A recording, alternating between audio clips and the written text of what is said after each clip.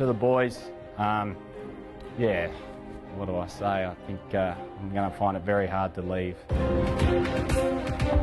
Hey Doc, remember the day that Murph tried to punch a hole in Sheets' locker?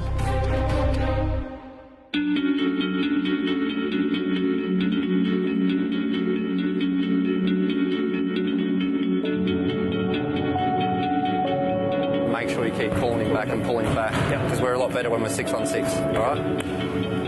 Keeps the pressure, all right? Play midfield, through mid, bit of back.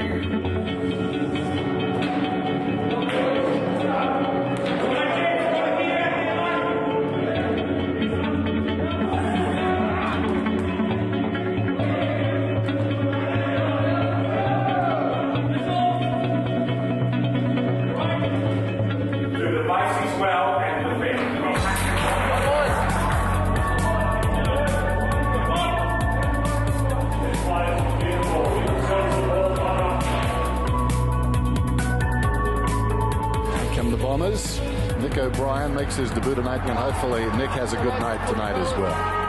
D under pressure, and Jenner has a misfire. He had it one in the end, and it's a goal. It's the first gamer.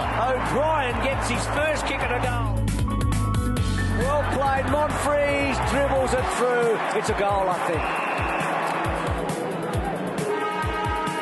It's 8-11 to 4-6 at half-time on Friday Night Football. Ash told us when we came in today, he said he had a feeling that he'd kick a goal with his first kick, and I was thinking I'll be just happy if he gets a kick for a start, and to do that and kick a goal, his first kick was great. His parents, it's a bit surreal really to sit here and believe it's really happening, and whatever happens he'll be an AFL player. He's played the one game, and we're both very proud, as all his family are. So away we go, third term Friday Night Football, the opening bounce. Bill Chambers knocks it down, Watson tracks it, still Watson. So Tuck having a terrific night again tonight. Oh, well done. They've sent him back, I suspect, for medium long-term reasons, not just about tonight. Edwards, revolt, clever, that's a goal. That's really well done. It's kick free, and the Tigers skip away again. Tigers win big time, 102 to 57 on Friday Night Football. Well, we spoke about it. I mean, Essendon has shot as we go into the end of the year, but I was at Essendon Sport. I still have some hope for next year. They've played some good footy at some stage during the campaign, but they've played it badly in the end.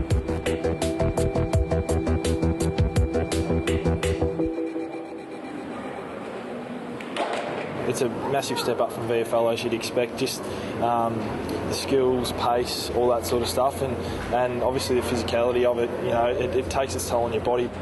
I guess I was pretty excited, and I guess didn't know what to expect as well coming into my first game. But soon realised when I got onto the ground how hard and quick and physical the game is. So, but I mean, I hate losing as well, so it's pretty tough. But a lot to learn out of the game tonight.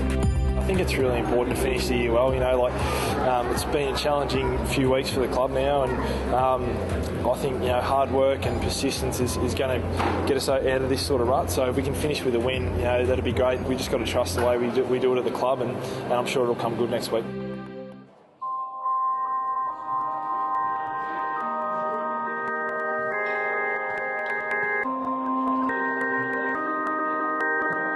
Obviously, this is our last week. I think half through the year, the whole club had grander plans, but that's the way footy goes. And if you can't compete in the contest for the whole season, then you're not good enough to play finals. And last week disappointing.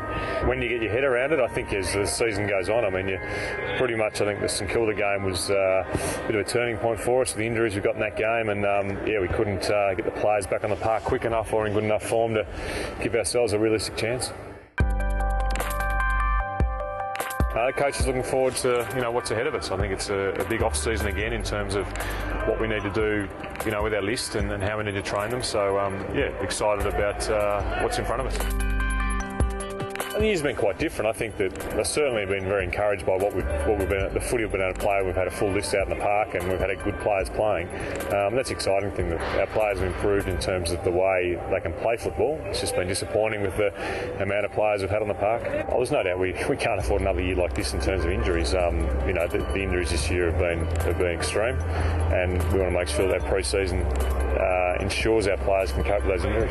We'll look at ourselves first. I think we'll look at the way we've coached and the way our tactics have worked, and then we'll look at our players, and then we'll look at the fitness and the health of them. So I think as a coaching group, we'll look at ourselves first. Carlisle from 52 out, hoists the big ball. I think Jake Carlisle and the way he's performed this year has been outstanding for us, and great things for the future. Obviously our captain having a great year and one of the Brownlow favourites has been very impressive, and again we've got quality tools who can compete right in the game, and that's an exciting thing for our team. Here comes Heppel, open goal square, needs it to roll on, doesn't want the backspin, got it! We played him in a different role in the second half of the year and really tried to encourage his development with Dyson, and the fact that we wanted him to be more a midfielder, more an inside midfielder and more accountable there, so I think he's done that reasonably well. He goes long and strong, Edwards, and up goes Dustin Fletcher, 20 years in the game! We've had a couple of chats. I'm pretty sure Dust will play next year, which is exciting for the club, and the club will sort out a contract with him, but we're keen for Dustin to go on. This week's still very important for us. I think it's probably the start of 2013. It's a chance to, try some things out with our players, and also, respect and pride in the way we play. It's a big game against, an arch rival in Collingwood. Hopefully, there'll be a decent crowd there, and giving our boys another chance to play in front of a big crowd on the MCG. The round 22 nominations for the True Value Bomber, the courageous Alex Brown. Well done, though, by young Brown. 50! And he gets 50. Angus Monfries and his amazing goal through the legs of Alex Rance. It's a good old-fashioned nutmeg. Yeah. It was. Clever. And Kyle Hardingham's spectacular in defence. And then tucks high ball to full forward. McGuan in a good spot. Oh, great mark, Hardingham. Congratulations to Ross Jones of Elwood in Victoria for correctly voting for Alex Brown as the True Value Bomber.